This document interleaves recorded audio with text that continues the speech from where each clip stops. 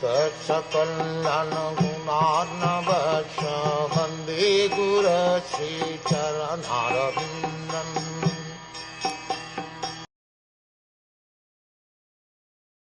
The citizens said, O Lord, you are worshipped by all demigods like Brahma, the four sands, and even the King of Heaven. You are the ultimate rest for those who are really aspiring to achieve the highest benefit of life. You are the supreme transcendental Lord, and inevitable time cannot exert its influence upon you.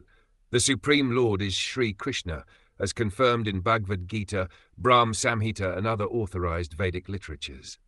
No one is equal to or greater than him, and that is the verdict of all scriptures.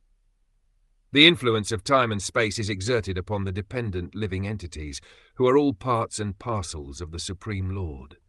The living entities are predominated Brahm, whereas the Supreme Lord is the predominating Absolute.